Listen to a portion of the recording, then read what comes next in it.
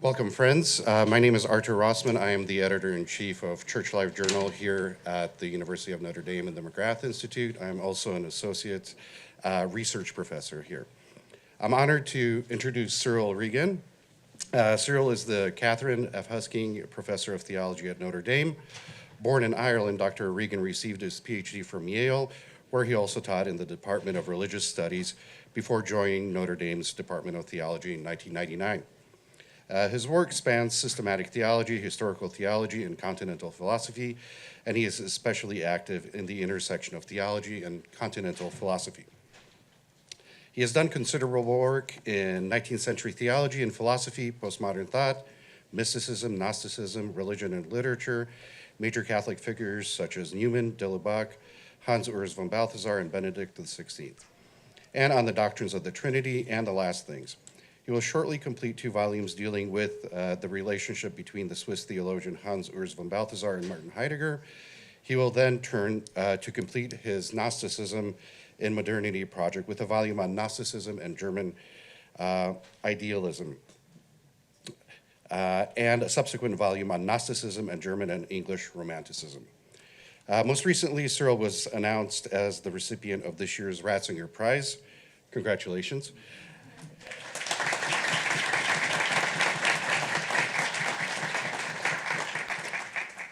Nicknamed the Nobel of Theology, the Ratzinger Prize is awarded annually by the Vatican's Joseph Ratzinger Benedict XVI Foundation to scholars who have distinguished themselves with particular merit in the activity of publication and or scientific research.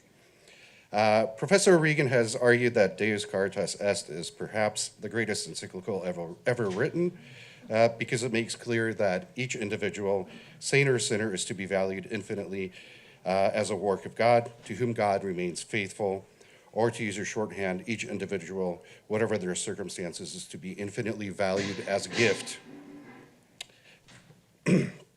On a personal note, I might add that he has published more than 40 articles with Church Life Journal, and I'd like to thank him for championing its cause, which has been a particular gift to me and to countless others. And actually, I think he's been a gift to many of the people that I see here in the crowd. It's really wonderful. So you know what I'm talking about, so I won't drone on. Please join me in welcoming Professor Regan and thanking him for his many gifts to the Notre Dame community and the wider church.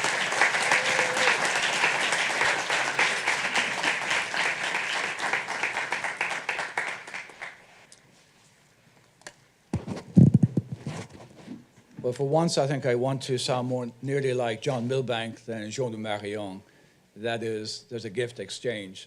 I want to suggest that Artur is also a gift, and he's also a demiurge, insofar as it's very few people have had, I think, a career in which they've created something out of nothing. So I think Church Life Journal has been a one-man band. It most certainly has been a one-man creation. So I think that sort of is a gift. I've just simply slipped under the door of the gift.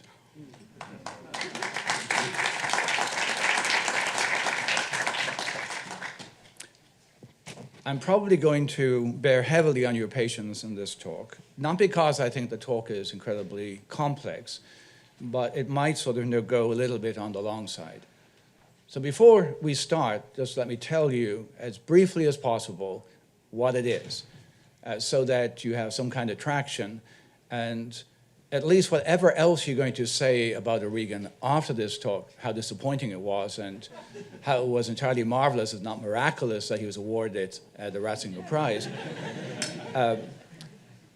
Its faults will not be a fault of composition or logic. There is an argument. The argument is fairly simple. Newman does something in the idea of the university that is almost impossible for him: to say something profoundly stupid. He says that he cannot imagine a Catholic literature, though he does point to Shakespeare and suggests Alexander Pope, well, he's kind of Catholic, etc. But he wants to rule it out. We can understand he's under all kinds of pressure. But It is an immense and bewildering faux pas. The counterfactuals are endless. But what I want to do is I want to reconstruct him. And outside the pressure that looks like it's been exercised by creating this curriculum that is not supposed to lead Catholics astray, Newman says other things which problematizes, interrogates, but does not dismiss Catholic imagination or Catholic literature. And that's second Newman. That is, if you like, Newman on the rebound. Newman returned to himself. He's the one I want to talk about. And the third thing I want to talk about is I want to try and make what he suggests in this, shall we say, Newman having repented, providing criteria wherein you can actually suggest this is Catholic and this is not Catholic. And for that purpose, I'm going to choose two authors who happen to be influenced by Newman. Both are Irish, both have an association with Newman House in Dublin, Hopkins and James Joyce. And I'm going to come to the controversial conclusion that James Joyce is not a Catholic author.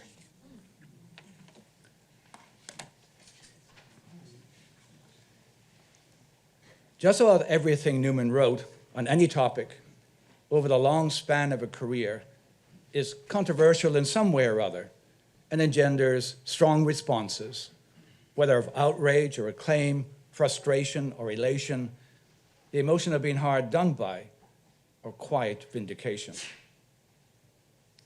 The experience of reading Newman, either the Idea at University or other texts, is rarely, if ever, however, that of disappointment, an experience in which enemies and friends of Newman alike feel deflated, where one side is deprived of their seething anger at a forensic and sophistical Newman, and the other loses the privilege of celebrating their hero who brings the opposition to grief.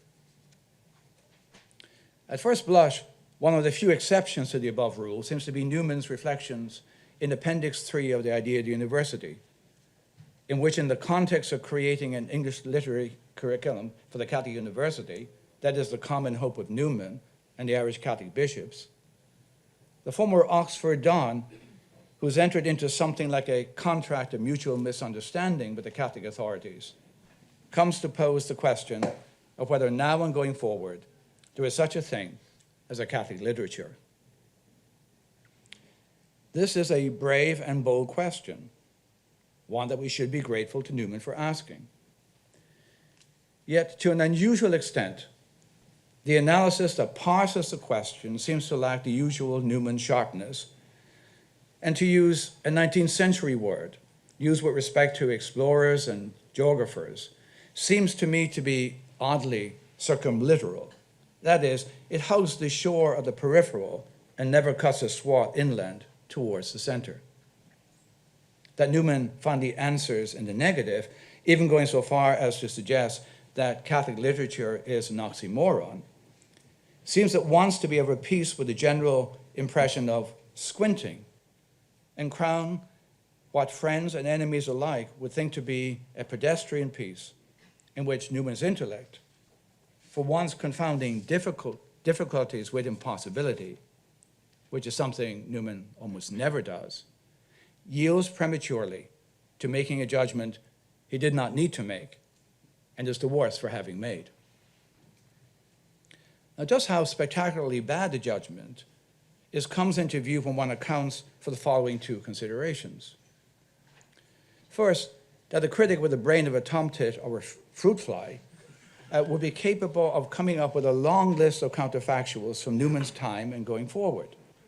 Hopkins, James Joyce, Graham Greene, Evan Wall, and a host of other Irish writers writing in the shadow of Joyce, such as John McGahern, Colm Tóibín, and others writing in the shadows of Hopkins, such as Seamus Heaney and John F. Dean, who's among us. And this is not to speak to the American representatives, the standards such as Flannery O'Connor and Walker Percy, and somewhat lesser authors as J.F. Powers, and non-standards such as John Berryman, Robert Lowell, and perhaps even the divisive Cormac McCarthy, gifted with a Catholic vision of hell on earth, and whose language seems to move towards a condition of liturgy, even if an inverted and infernal one.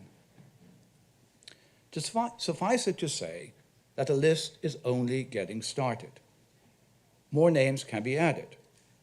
Moreover, the looser the criteria, the more the population grows, and in due course might plausibly move towards getting state recognition after the manner of Vanuatu. The second and supporting consideration is that an irrepressible champion of Newman, such as Ian Carr, who will not hear a bad word about his hero or even admit a reservation, after speaking about Newman's denial of a Catholic English literature in the Catholic Revival in English literature, jauntily proceeds to speak deliberately and incisively about Hopkins, Belloc, Chesterton, Green, and Waugh as Catholic authors, and to make matters even more bizarre, puts Newman to the front of the list of the more than plausible counterfactuals. It is almost as if Kerr gives us a license not to take Newman seriously, maybe even to presume that Newman made a joke that we are all now in on. I want to move from this fairly hapless conclusion to an interrogation. The prospects then seem dim with regard to us taking anything positive from what Newman says about Catholic literature and the idea of university. Indeed, a closer reading of the offending appendix hardly improves the prospects of getting anything positive, and in all likelihood really makes matters worse. Yet this is where we should start, and in the process make things worse before we make them better. And make them better we will. For Newman's mistakes are not just anyone's mistakes. They are brilliant and telling mistakes.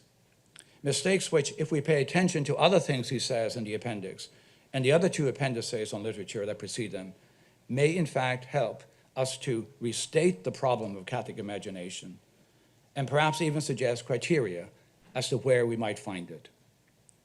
In any event, and more particularly, while we cannot redeem Newman's conclusions, we can be instructed by the reasons he does not provide as well as those he does provide, by problematizing the notion of Catholic literature. To get this analysis off the ground, first let us begin with the two hinged propositions in the appendix.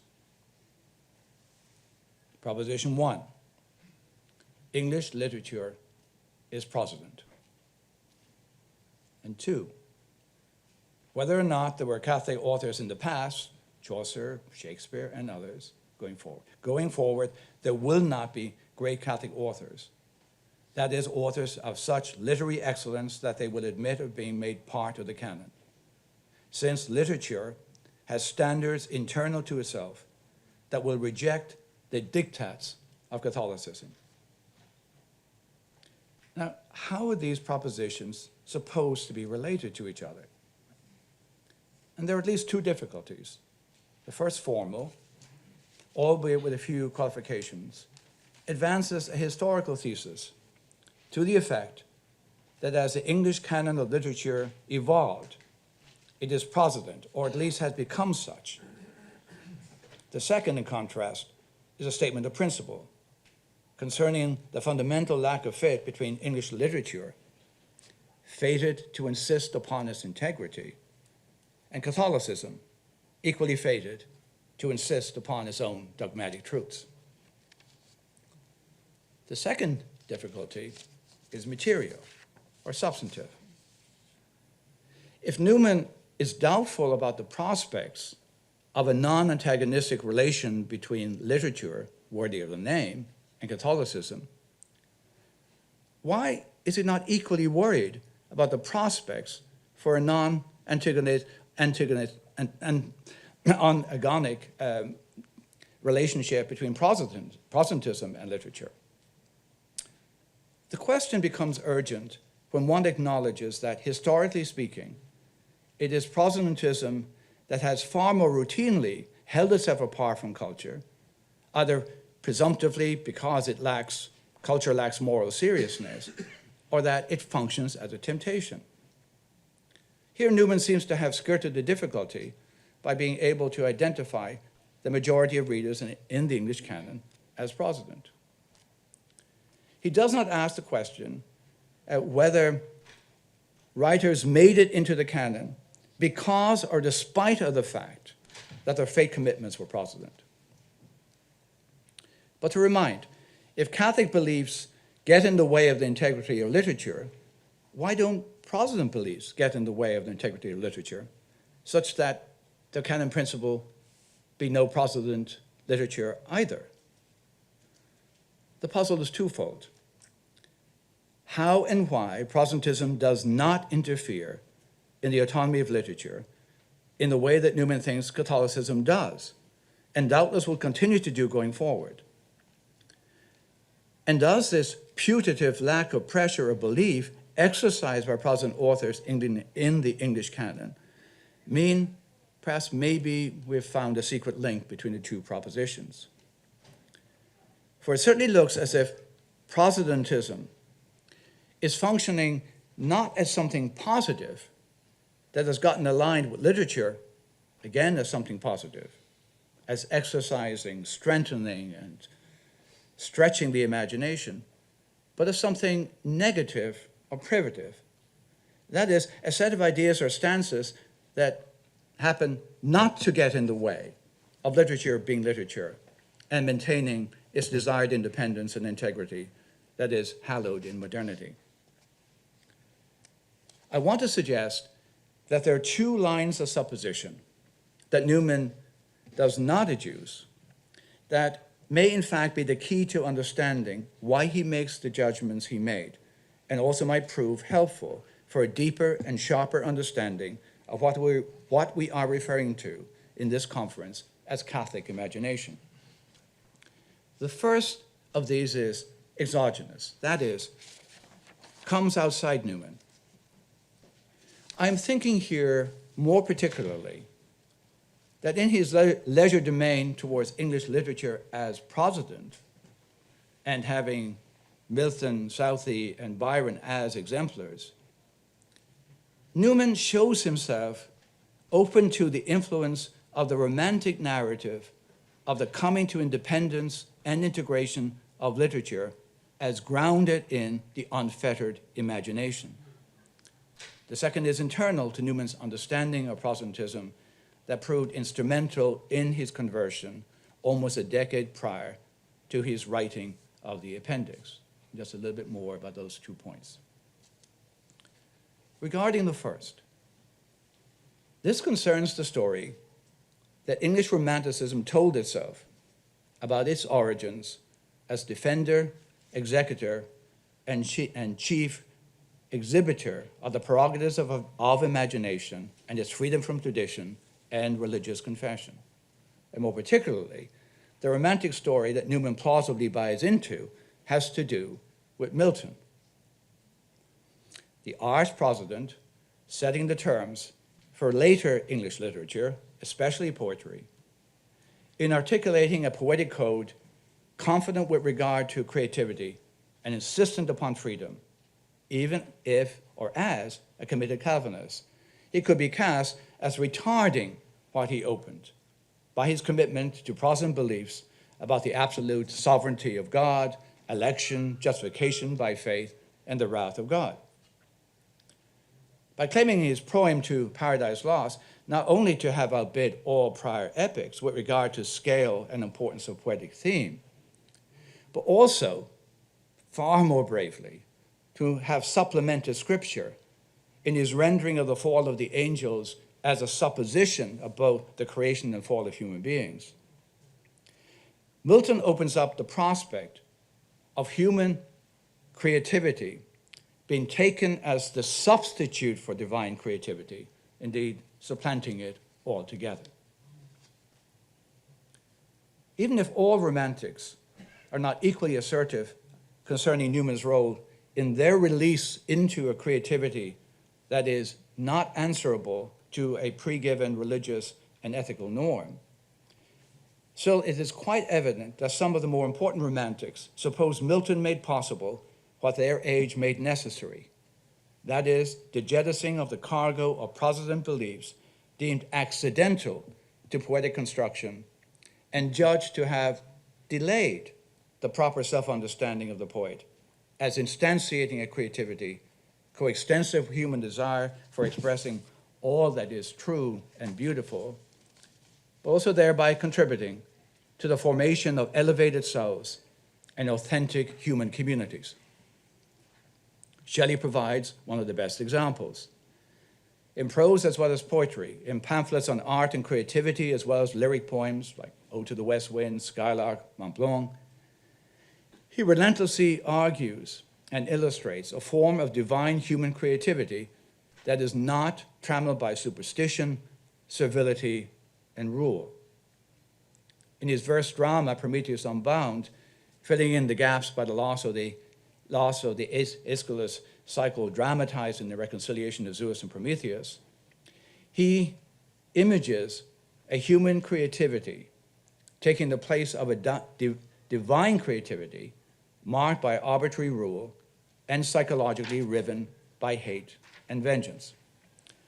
Of course, as the play can be understood as a kind of divine cathexis in which the divine comes to recognize just how vacuous the divine really is. It can also be understood as Milton, as a comment on Milton, wising up to what his true commitments are. And they are certainly not a commitment to the wrathful and self-justifying God of Calvinist belief.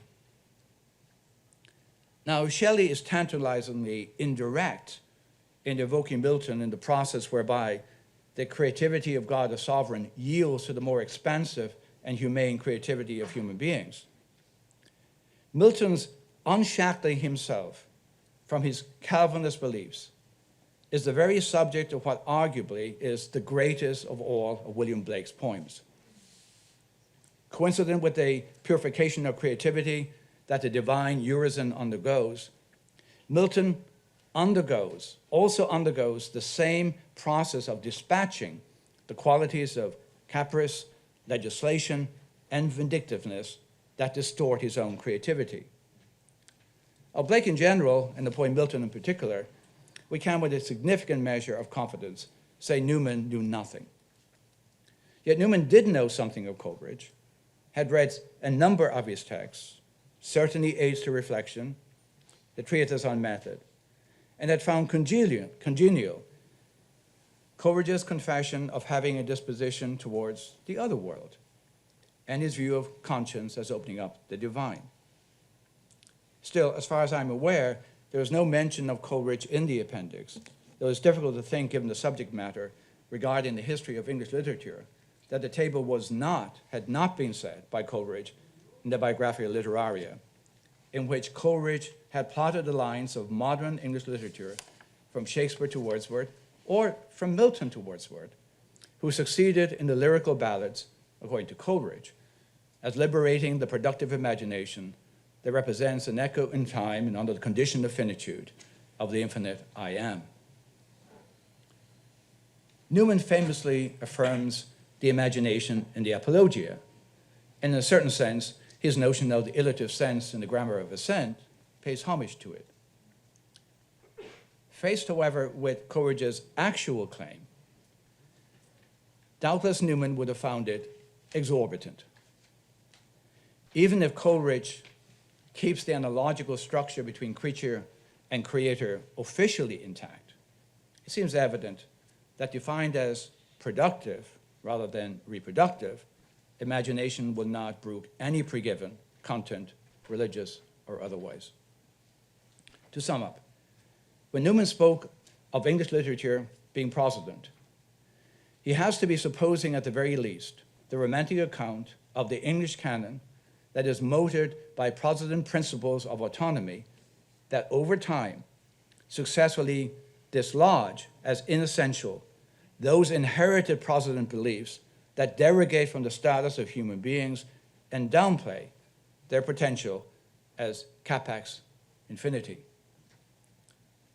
This is the exogenous or externalist reason for thinking that Protestantism, in a way, capacitated the dislodging of its particular beliefs embodied in literature, and would in due course yield to a literature in which the values are entirely aesthetic and internal to the work of art as entirely a work of imagination. As suggested already, Newman's own view regarding the trajectory of Protestantism in the modern world also comes into play in his sketch of the history of English literature. Newman saw that Protestantism had undergone profound changes from the time of Elizabeth and Cranmer, and given the emphasis on private judgment, was capacitated to do so. It did so on two overlapping tracks. On one track, the rationalist track, Protestantism underwent a filtering in which private judgment was ensconced as pivotal, and doctrines such as predestination, justification by faith, wrath of God, and a host of others could be sanitized or set aside. This seemed to receive both wide and vivid expression in the Augustan age of poets, with their moralism and their interest in the role of directing manners and ennobling society. On another track, the more evangelical track that received its apogee in the writings and preaching of the Wesley brothers, doctrines were also, to an extent, set aside, even though not with the same level of prejudice as illustrated in and by the rational camp. Still, what is crucial now was no longer the doctrines themselves and the possible shaping function than the experience itself. Personal experience, whether expressed in judgment or feeling, became self-authenticating. In the latter case, that is, in the affective case, the effects were felt in 18th century literature, with perhaps the Wunderkind and Romantic favorite Thomas Chatterton the main example.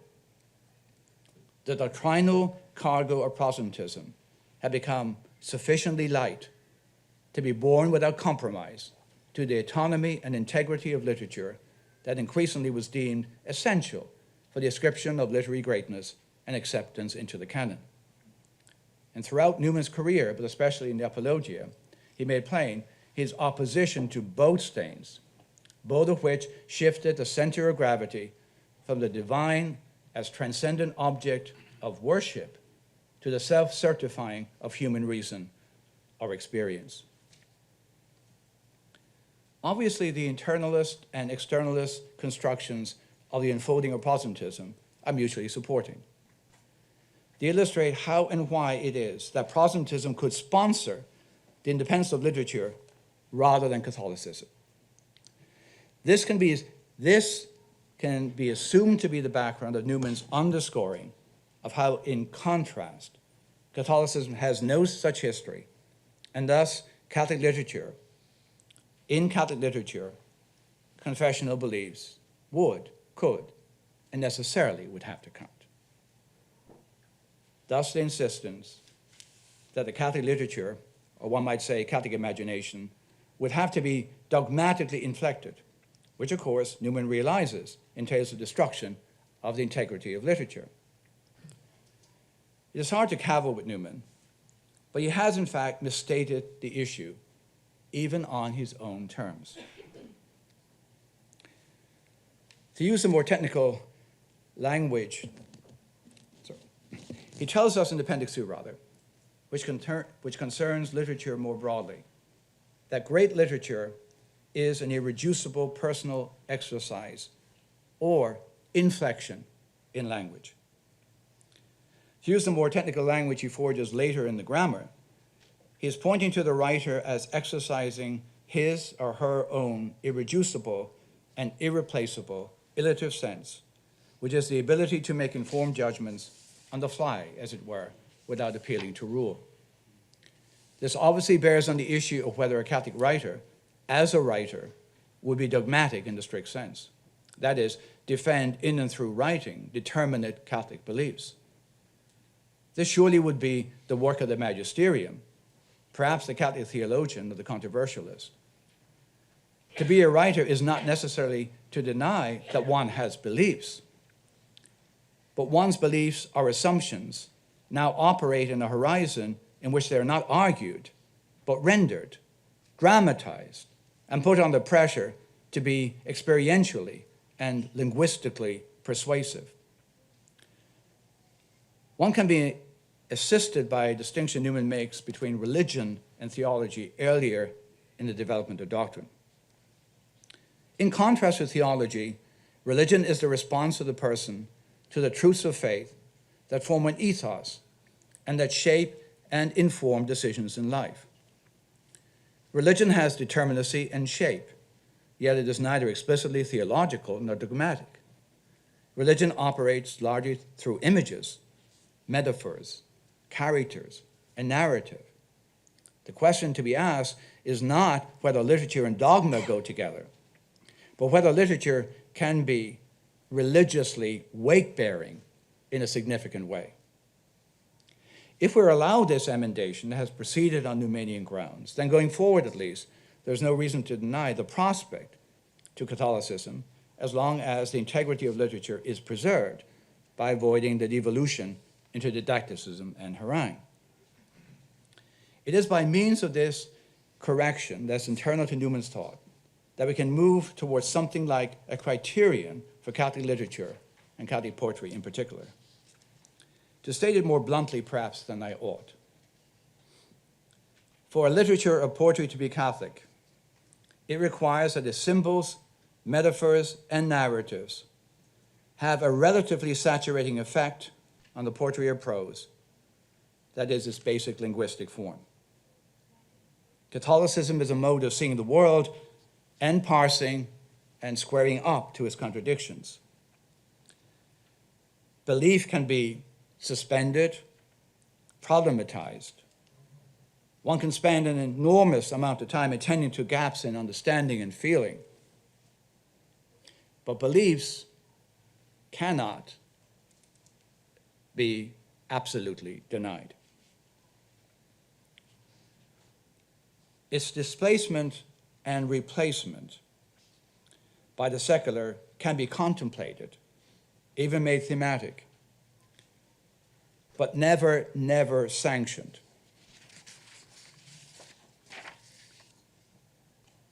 An agonized displacement, that is, the feeling that the time for Catholicism is up, that still probably means you're still in the game.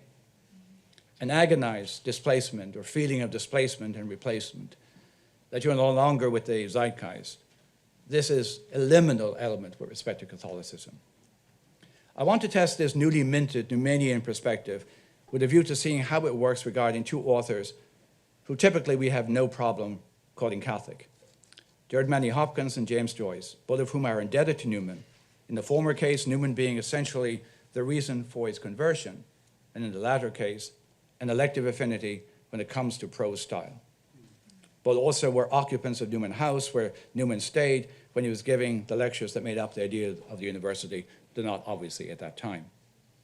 I want to argue the following. First, that it would be difficult to come upon a more Catholically saturated writer than Hopkins. Obviously, he's going to pass the test, but with flying colors. Indeed, that the Catholic saturation is such, despite the late sonnets that represent Hopkins dealing with his own despair, that Hopkins's poetry plausibly represents a kind of limit as to what literature can religiously bear. Second, the contrary-wise, I will argue that according to these newly minted criterion or criteria, James Joyce's Portrait of the Artist as a Young Man is not a Catholic text, but a belated Romantic text in which Catholicism serves as a symbolic narrative husk of a perfection only realized in the derangements and epiphanies provided by the secular world. Hopkins. I take it that only the truly unserious would deny that Hopkins is a Catholic poet, and more particularly, that his poetry is thoroughly and insistently incarnational. With respect to this point, we could offer a bundle made up of the following poems as evidence: God's Grandeur, Spring, The Windharper, Pied Beauty, Hurraying the Harvest, and Kingfishers as Kingfishers Catch Fire. It should be noted first that in Hopkins, incarnation differs from Parnassians such as Bridges in being more nearly performative than thematic. You perform the incarnation, you don't talk about it.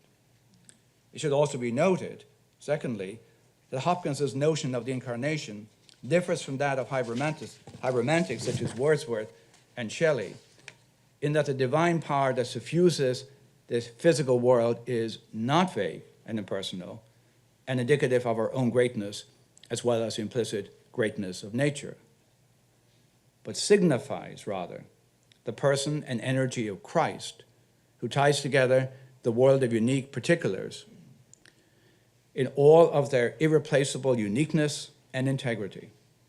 Indeed, one can see a profound pushback against a romantic ideology in which, even if the incarnation of Christ is not dismissed, it is transposed into a more general idiom in which Christ is a possible element, a vocabulary element of incarnation, but Christ does not supply the grammar of incarnation.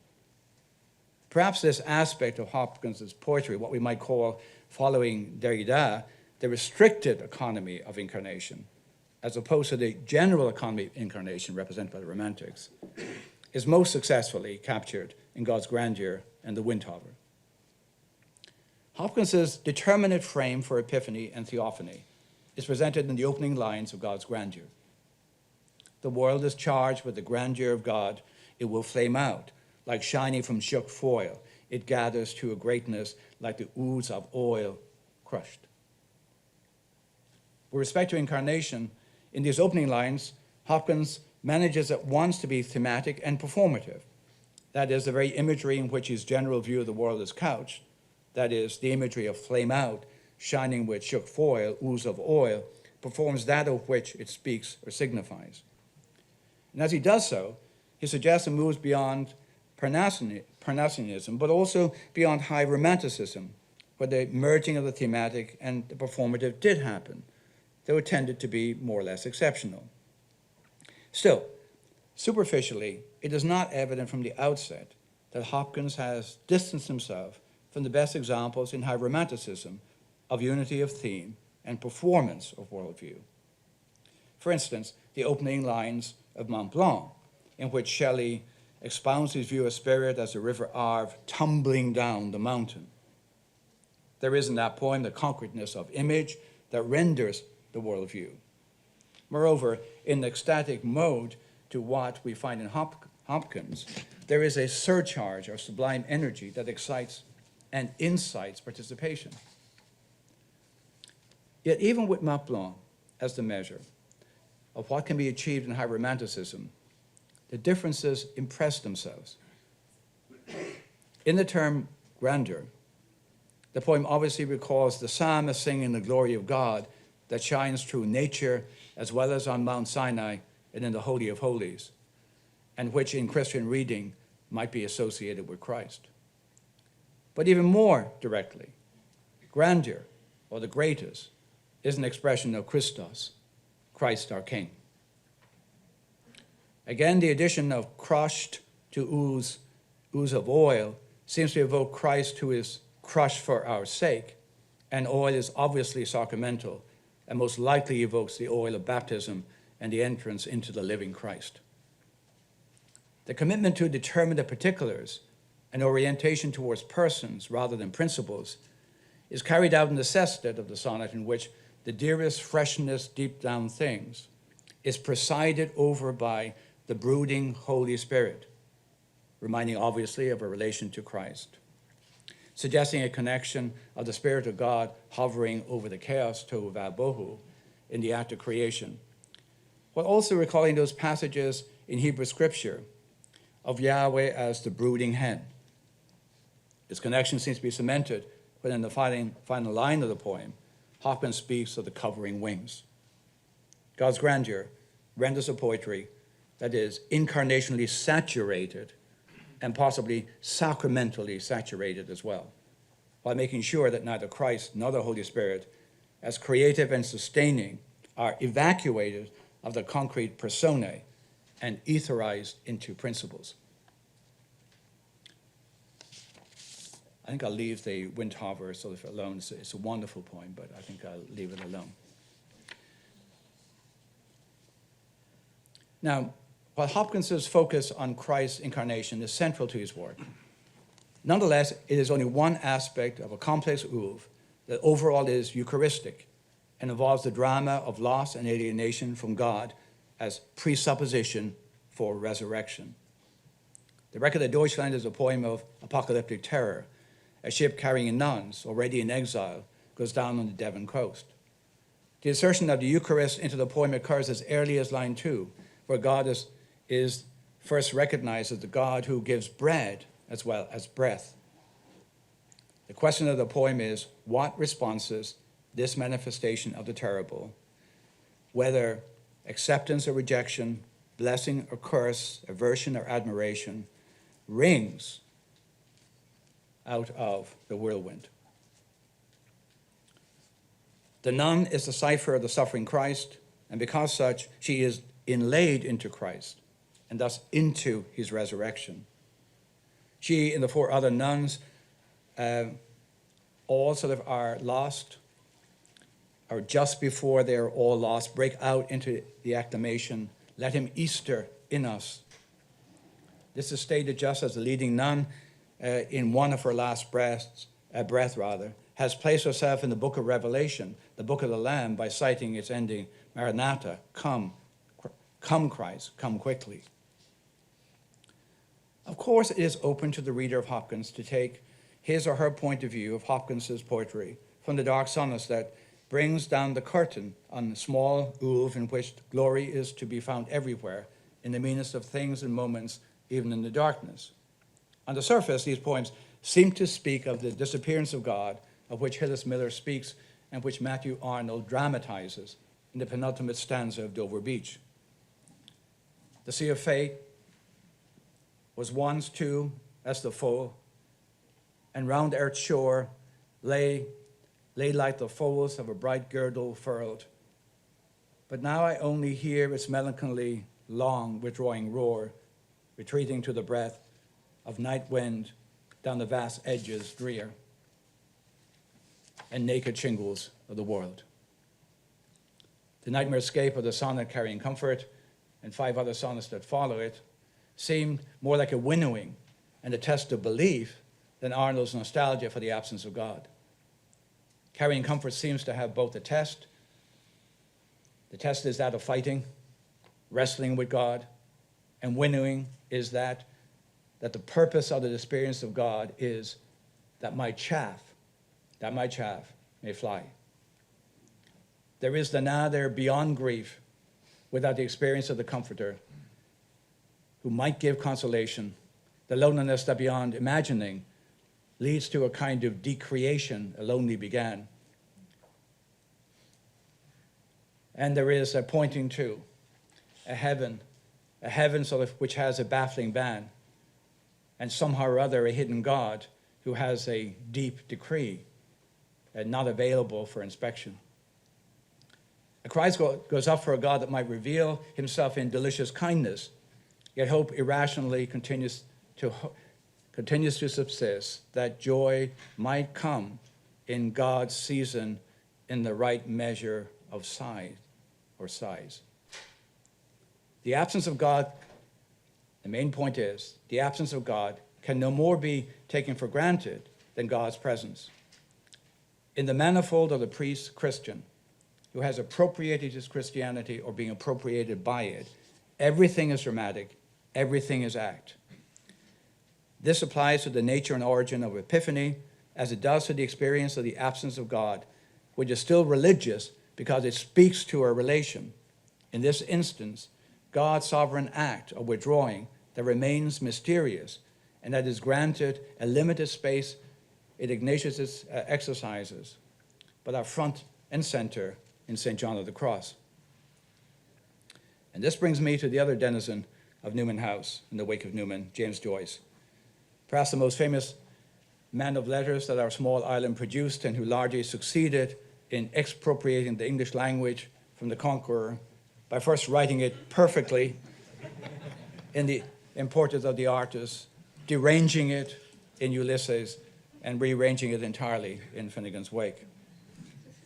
Here we focus only on the portrait, which is Joyce's Bildungsroman, in through which he became an artist, in and through his struggle with Catholicism, whose control of our behavior, Irish behavior and minds, were ubiquitous.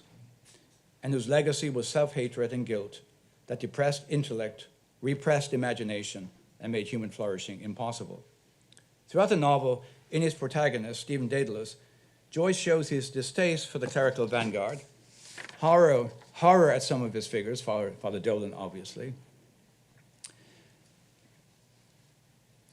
and contempt for the low ceiling of bourgeois expectation under which Catholicism and politics do their dance.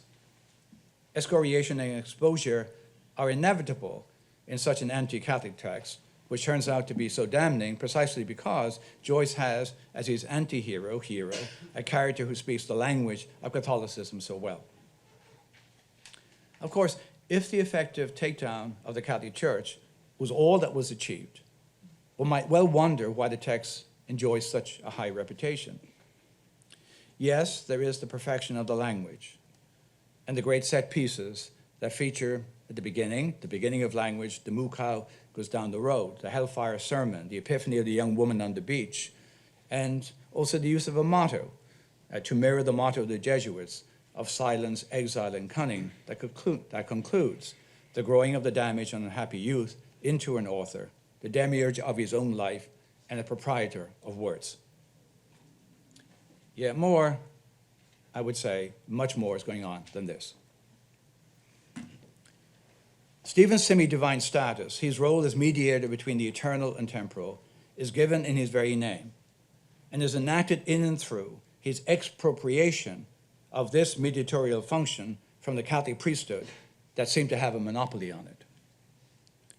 While the exercise of Catholic power can be raw and brutal, much of the power is soft and therefore, on Joyce's account, more insidious. It is embodied in litanies, sermons, the words of forgiveness, and above all, the entire ritual of the Eucharist, its pacing, its gestures, its cadences, and above all, the words of institution. This is my body and this is my blood, wherein language generates its objective correlative. If we could say that Stephen adopts the role of prophet in protesting against the church's raw power, he liquidates the church by liquefying its soft power, by taking on the role of priest, whose words have sacramental power. That the power of language is derivative with respect to another helps with his elevation to the role of mediator, since priests, after all, are at best mouthpieces for Christ, who is the real agent of metamorphosis and of the transmutation of the invisible into, rather the visible into the invisible. The artist emerging from chrysalis has come to recognize that at its best, Catholicism has been a code for a more general economy of sacrament, relevant to all of our physical and sensory reality, and each and every one of our experiences, whether sacred or profane. There is something of Prometheus about Joyce's Stephen. He is a thief who steals fire and gives it away to those other heroes of language who have been brave enough to empty heaven, sideline Christ, while taking on his obscurantist supporters and experientially bankrupt institutions. Joyce is preferred romantic in the text, maybe because of the license provided by transgression, is Byron. Yet the novel gives the unmistakable feel or whiff of Shelley in the muted recall of Prometheus Unbound, but more nearly of the manifesto for the artist laid out in Defense of Poetry, in which the poet is at once mediator, prophet, and priest, and the master presider over a language that is original rather than secondary or tertiary, alive rather than dead, a language that might create a community correlative to its creativity. Indeed, as the portrait leans towards its Bildungsroman conclusion, the portrait not only rebuts Catholicism, but leaves it drained of all authority and bereft of its linguistic power that now belongs to Joyce. Thus the question, and maybe a payoff from this journey through Newman towards criteria for Catholic ascription to an author's work. Does Joyce provide us with an example of Catholic imagination in the portrait, thereby setting up the prospect of Catholic ascription of his work as a whole. Of course, it would not grade out in the way that Hopkins's poetry grades out Catholically, but then very few pieces of literature are going to hit its level of Catholic supersaturation in image, metaphor, and even the experience of the dark night of God's absence. Now, if the novel were to be defined by the presence of Catholicism as a theme, then it's obvious the portrait is a Catholic text and an example of Catholic imagination. Yet this is precisely what Newman's amended definition does not allow. Catholic ascription is not based on theme, but on the perspective of the author, who is formed by Catholic symbols, metaphors, and shapes the world through them, sometimes comfortably, sometimes uncomfortably, sometimes in crisis, sometimes joyously, but always experimentally and searchingly. Joyce's Bildungsroman has the very determinate result that the prominent Catholic signifiers were always bereft of their corresponding signifieds. Happily, however, the arrival of the artist meant that the signifiers now signify properly in a secular world marked by power, struggle, sensation, desire, sex, and above all, flux. Catholicism is the world from which the secret has been wrong, that it is an illusion and was always talking about the world, or at the very least a form of transcendence that does not involve either a personal God or transcendent real or beauty. Beauty and reality are defined by here, and there is no essential difference between sacred and profane language, between different imaginative capacities, but only the difference between imaginative capacities and different levels of linguistic power. In this sense, the portrait represents a belated form of Romanticism that insisted on the divine power of human imagination. Indeed, if we think of Newman's sense of Protestantism as summed up in Private Judgment, then we might even say, however counterintuitively it may be, that the portrait is an exercise in Protestant imagination. I realize that this is a provocative conclusion, but it does follow from the criterion of Catholic literature that followed on a rereading of what Newman could have said, according to his own principles in the text that I quoted, and which responding to the pressure of bishops, he was forced into the hyperbole of insisting that English literature was Protestant, and that the mingle of Catholic doctrine and literature proposed by the bishops was not literature. In my reconstruction, Newman's fundamental criterion of Catholic point of view in experimental form, conveyed dominantly in and through image, metaphor, and narrative. Having Catholicism as an explicit theme does not count. In addition, there may very well be cases that while the language evokes a Catholic perspective on the world, it does not perform it to a significant degree. Just as Hopkins's poetry would represent a supersaturated Catholic imagination, other texts and other authors represent an undersaturated, but nonetheless real, Catholic imagination. But these will be the liminal cases. One can imagine that there can be a correspondence between Romantic and Catholic inclinations, but only insofar as the Romantic element has not etiolated divine figures and elevated human beings to divine heights. And with this, so that I'm going to conclude. There are conditions under which Catholic literature can negotiate fruitfully with Romanticism, provided the following is the case. As long as God has not been killed, as long as Christ has not been deleted or depleted into a figure of the imagination, as long as Christianity is not simply a mythic code that has been cracked, and that we can thank the Romantics and those writers in the wake for finding the human correlative for the signs that fail to signify. There is a Catholic literature. Newman was wrong. There is a Catholic literature. Newman was right. But there's only a Catholic literature with something like a criterion whereby we might be able to make up our mind as to what level of saturation that we're talking about and whether it works or whether in fact actually in the giving of Catholic signs, the signs and the meaning of those signs are in the process of being erased. Thank you very much.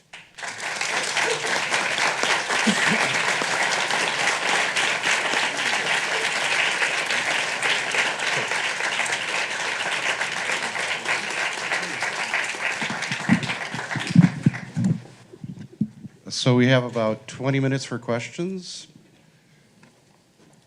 Judith, please.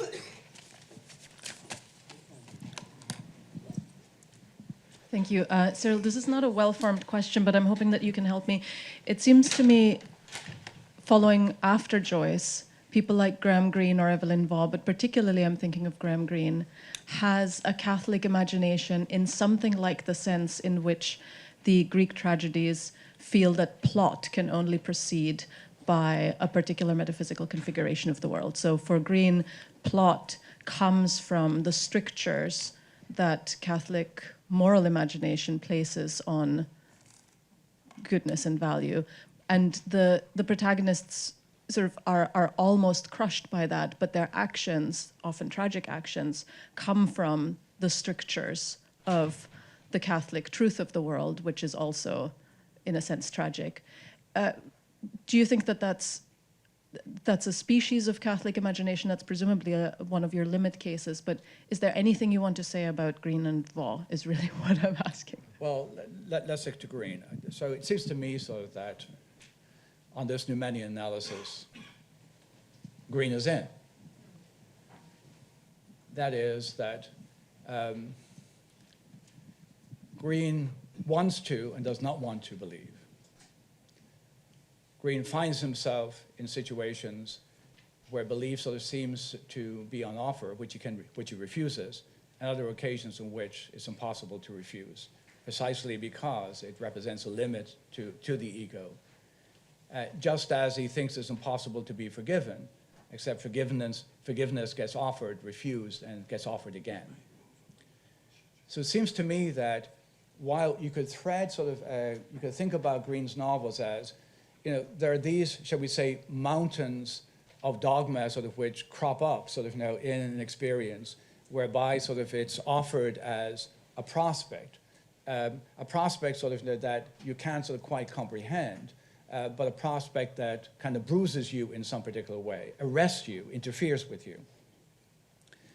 And part of the reason why sort of I spent some time talking about the non-incarnational elements in Hopkins, whereby sort of that he's able to bring those elements which seem, if you like, to be pulling the rug sort of of an entire kind of Catholic imagination so far as that's given an image, positively given in images and narratives and metaphor, and it would seem that he's pulling the rug.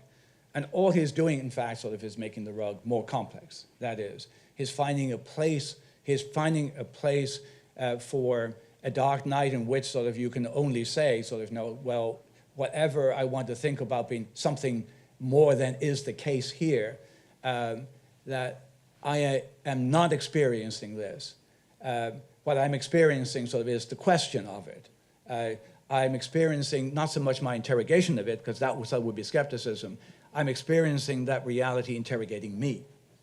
So I take in some sense that it's easy, it seems fairly easy to me, unless sort of I'm missing something. It's fairly easy to graft, I think, Greene sort of onto, a region sort of of that supersaturation. And what he does, of course, is there is no singing, there is no incarnation, there is no kind of sacramental imagination, but there is an attestation of an irreparable loss, an irreparable counter sort of to you, an irreparable call to you, which sort of somehow or other spears and cuts what otherwise would be sort of a secular imagination and one's interest sort of in writing, having a profession, getting along, and so forth, or simply behaving as ethically as you ought to, or sort of trying not to behave as bad as you generally do. But I think much more is going on, I think, than that. I think that there is this sort of intervention, this sense in which you're beckoned, you are affronted, but you sort of are on the cusp of affirmation and negation, and neither one thing fully, nor the other. Sure, we'll do. Cyril, thank you. So much to say. But I hope you'll excuse a personal anecdote here. I was traveling in Scotland on a professorial vacation and stopped at Walter Scott's Abbotsford, which is Scott's home, this medieval manor that he recreated from scratch, including a chapel. And when we were there, there happened to be a newly ordained Scottish seminarian who was saying Mass at the chapel, because in the generation after Scott, it was swept away with the Oxford movement, and Newman himself came and said Mass at Walter Scott's chapel. Which is to say, I think one of the things maybe I want to go back to your diagnosis of Newman uncharacteristically making a mistake. Why did he make a mistake? And hastiness and pressure, certainly. But it seems to me maybe he didn't have confidence in what he himself said about the Romantics he liked. So Wordsworth, Coleridge, Scott, Southey too. And didn't see that they could overcome the anti-Catholicism that he had diagnosed in the Protestant tradition that had shaped the literary tradition. So I guess I have maybe just an idea, and I'd like to hear what you think about it, Cyril, is that in some ways Newman was the missing link himself to bring forward this kind of deeper sense of almost like Catholic Romanticism that he was able to see in glimpses in Wordsworth, Coleridge, Southey, and Scott. And maybe he didn't know the answer, he didn't have hope in the answer, because in some ways he was almost the answer himself. Okay. Right. That's a very interesting question. The first point is a kind of clearing of my throat in some sense with respect to kind of giving an answer. And that is that at some level, certainly in the Apologia, Newman invites us to think about the peaceable kingdom in which Romanticism and Catholicism can exist, right? So those references to Romanticism are fairly positive. We know that he has a somewhat troubled view sort of Coleridge, but it's not entirely a negative view. So in other words, for those sort of persons who think, look, Newman said some positive things about Romanticism, and of course, he points to Romanticism as at least half a cure, right, for skepticism and for materialism and this worldliness, right? So in that sense, you can negotiate. The question I think that he's asking about Romanticism is, with whom and under what conditions? The reason why sort of I talked in the way I did, and the way sort of I tried to talk about that we move sort of from Milton to the Romantics. And I think that access from, let's say, Milton to Wordsworth that's the dance of liberation of Romanticism from any form of religious belief. It just so happens that was Protestant belief that was in the ascent.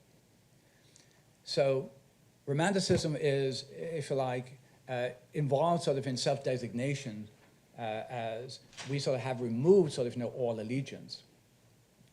And where so we have that gesture of self-affirmation of liberty, and that religion is only a past. And then we have correlative to that, the way sort of in which the religious imagination is self-verifying. That is not, shall we say, validated in and through its object. It's verified sort of in and through simply sort of its own attestation. So what I think he calls for is a discrimination.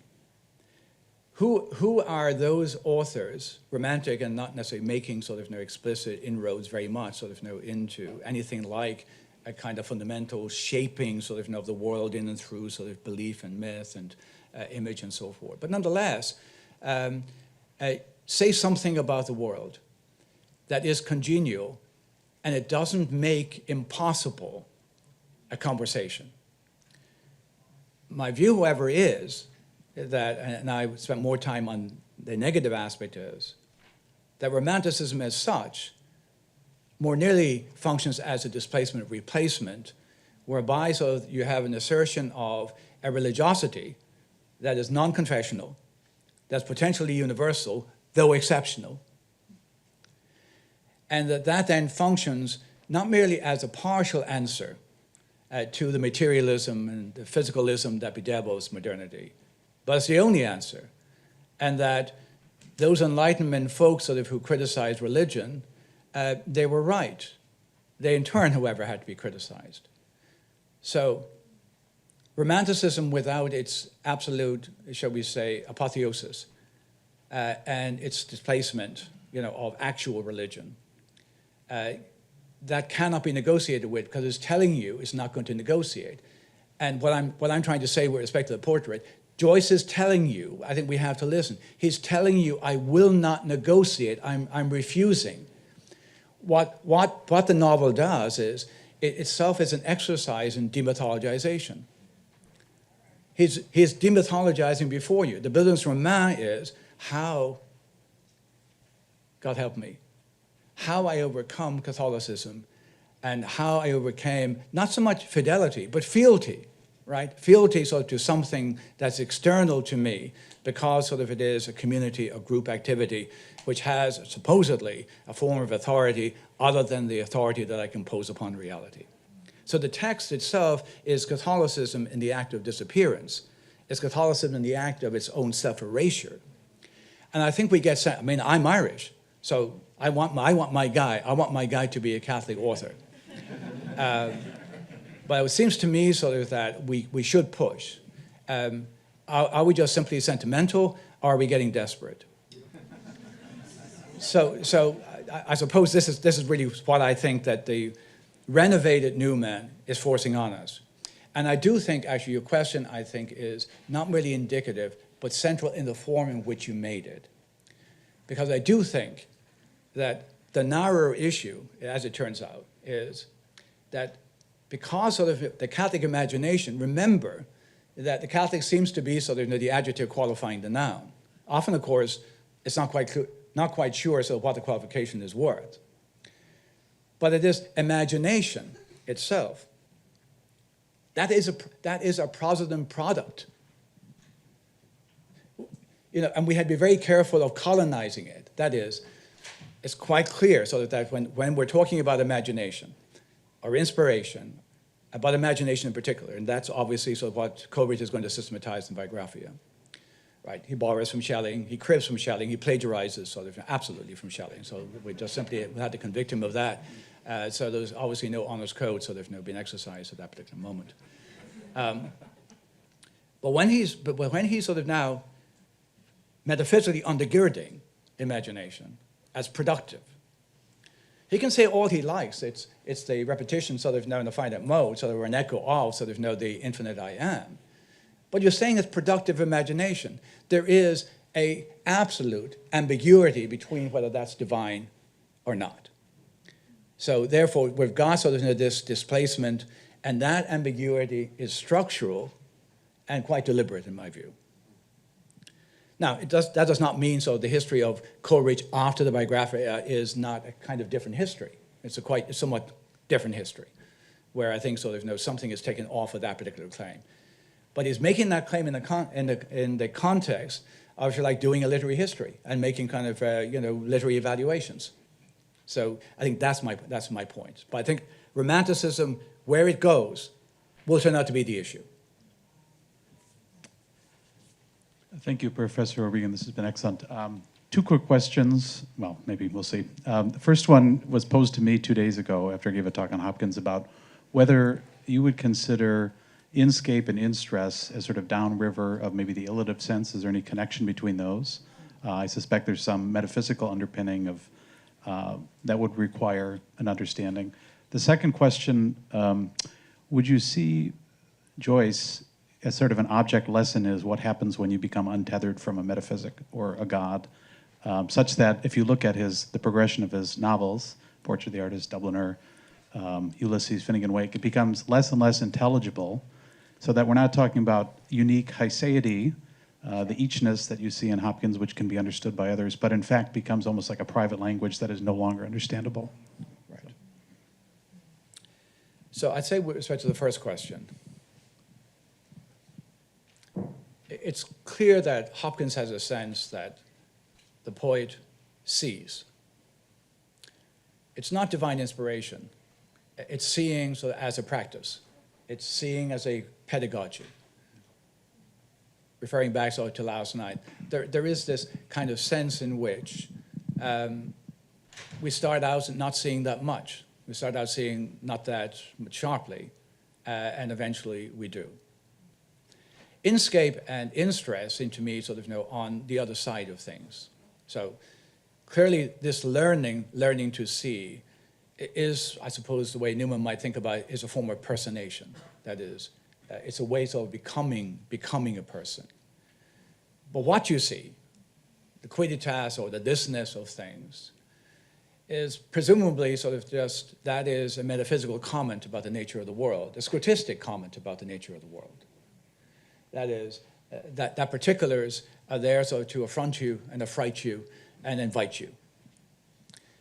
In stress, I think is the way in which we have to talk about all things, less as, even though there's a sense in which Hopkins talks about them as things, there's ways in which also that really they are bundles of energy. So in stress itself, I think, as that then tends to be reflected in the language, is the assertion that within any one field of vision, there is an energy that is both simultaneously an act of fusion and an act of fission, but an act an act of act. I mean, so one of the things I think we'd have to do, I think, with Hopkins is to try and translate him from the language of being into the language of act.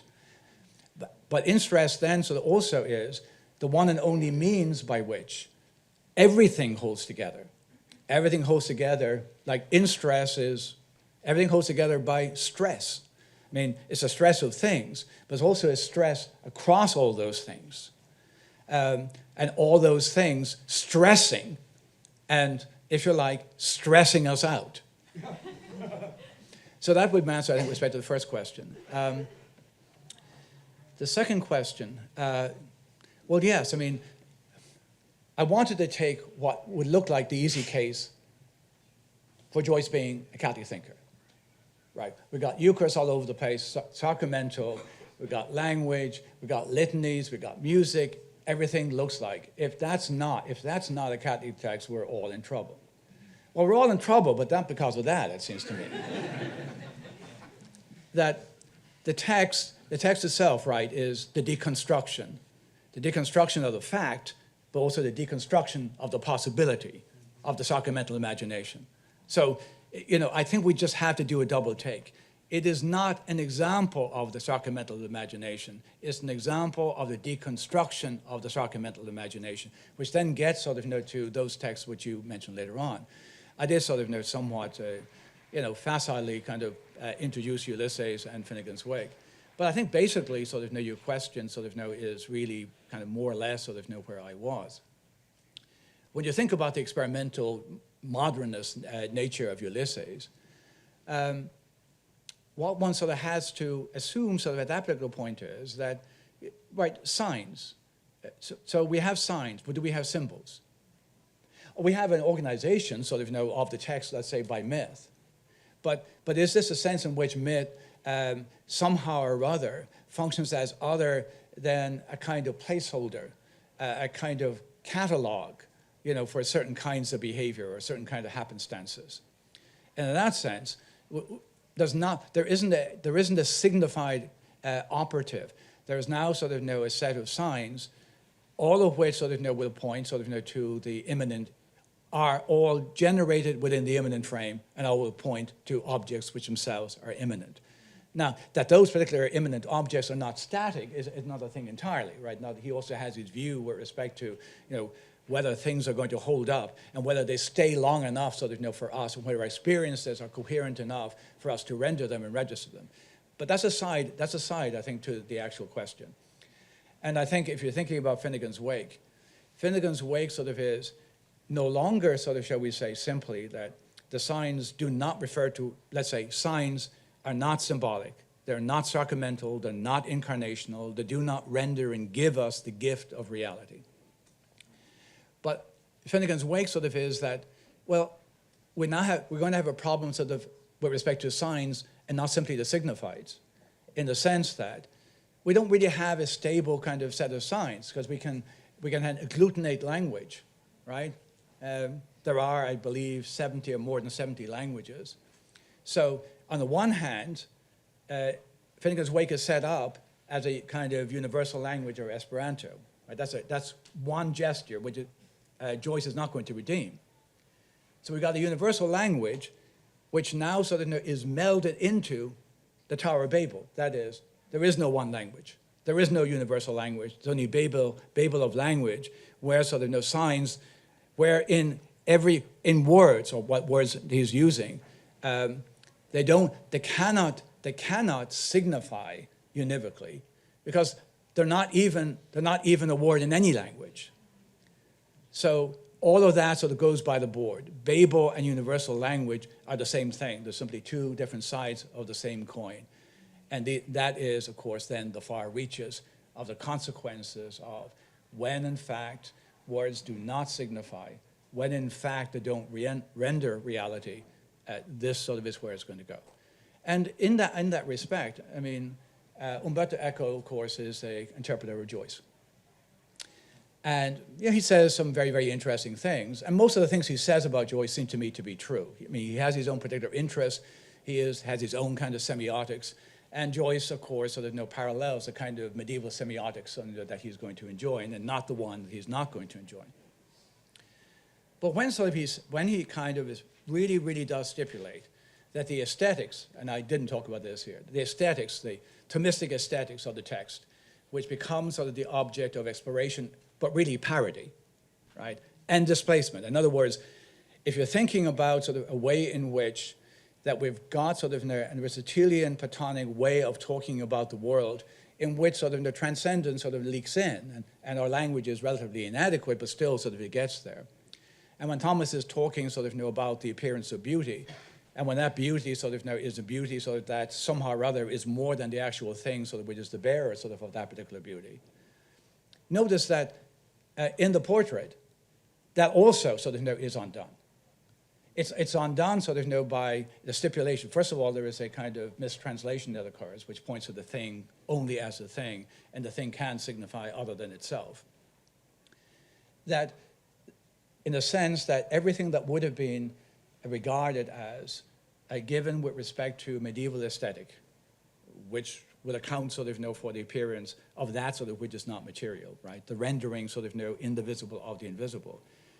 That's countersigned. That is, it's already sort of now will be stipulated on the basis of the interpretation that it cannot do that. So it cannot do sort of what is built up. So what's happening is that Thomas, whatever Thomas said, and Thomas is not denied, but Thomas sort of is in fact, there is in fact a parody of Thomas, whereby Thomas could never really have said what he said, and if he said what he said, it was entirely improper and misplaced. So all medieval aesthetic theory is gone, which leads then Umberto Eco to suggest that really the world that we have come into, the world that to some extent Joyce both prophesizes and is the exemplar of, is a world of chiosmos, not a world of cosmos. It's not a world sort of in which sort of you could even think so that there's any reference to anything beyond itself. It's self-enclosed. It's turbid. It's turbulent. It signifies, but can never grasp a signified. And that is the world. And therefore, the courage that we ought to have, the courage of the writer, the courage of Umberto Eco, writing The Name of the Rose, is the courage sort of to endure sort of in and through the way in which we have this systematic, absolutely irrevocable split between the sign and the signified. With apologies to everyone in the queue, we have to wrap up, and thanks, Cyril.